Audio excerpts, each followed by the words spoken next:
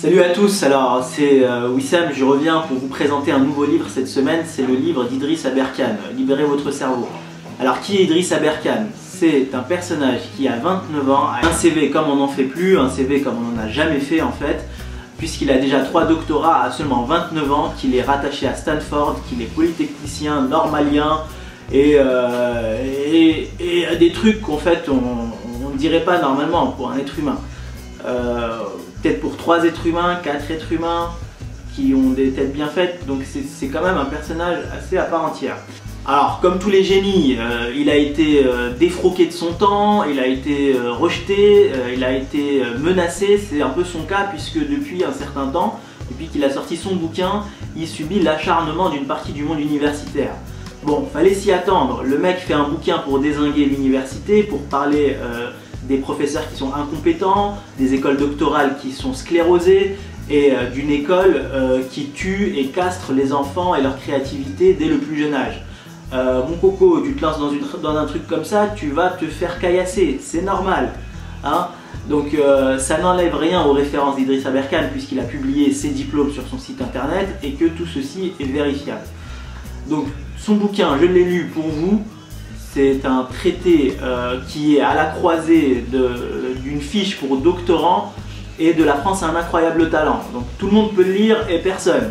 C'est ce qui rend la chose intéressante et c'est ce que les scientifiques appellent la vulgarisation. Alors les 3 points positifs. Le premier, c'est un livre qui ouvre sur des perspectives trop souvent ignorées. Il offre la possibilité à chacun de se réconcilier avec son potentiel car une des leçons de ce livre, une des leçons profondes de ce livre, c'est que nous sommes tous des génies et il faut arrêter de penser que ceux qui sont bons à l'école sont les seuls génies. Des fois on est inadapté à l'école et notre génie doit s'accomplir autrement et c'est à nous de chercher comment libérer notre esprit, notre créativité en dehors de l'école, de la norme de l'entreprise, de la norme de l'école qui cultive une certaine médiocrité, il faut bien l'avouer. On est tous d'accord là-dessus qu'à l'école on nous apprend des choses qui ne sont pas forcément utiles, on nous note. Le système de notation qui crée des héros et des personnes humiliées, des gens qui réussissent et des personnes rabaissées, c'est la principale usine de création de monstres dans la société. Le second point, c'est qu'il démontre comment réussir à développer son génie en expliquant que l'on acquiert des compétences et connaissances uniquement si elles sont motivées par un élan délibéré. Alors qu'est-ce que ça veut dire?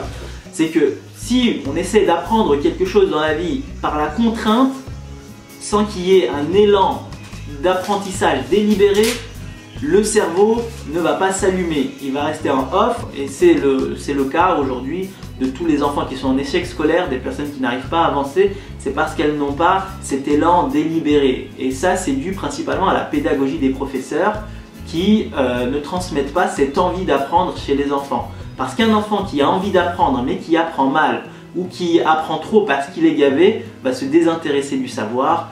Et s'il se désintéresse du savoir, il entre petit à petit dans la voie qu'on appelle l'échec scolaire. Et donc les enfants qui sont en échec scolaire, c'est pas du tout parce qu'ils sont bêtes, c'est parce qu'ils apprennent mal, parce qu'on leur enseigne mal, parce que les programmes sont faits de sorte à gaver les enfants comme des noix, plutôt que de les accompagner à acquérir des compétences qui sont nécessaires à leur survie dans la société plus tard. Troisième point positif du livre, la créativité doit être remise à l'ordre du jour. Il faut arrêter de penser que les personnes créatives sont des gens bizarres, qu'ils n'ont pas leur place dans les entreprises ou à l'école. Il faut laisser les gens exprimer leur créativité parce que ce sont des gens qui sont complètement différents de la norme, qui sont complètement hors champ normatif, qui ont réussi les plus grandes révolutions au monde. Et ici 3 entreprises qui ont fait des cartons pleins, Apple, Tesla, Hermès. C'est des gens qui ont pris des risques, qui n'avaient pas peur de ce que la norme leur indiquait et se sont installés dans cette confiance en eux-mêmes et en leur capacité, ce qui a créé des révolutions.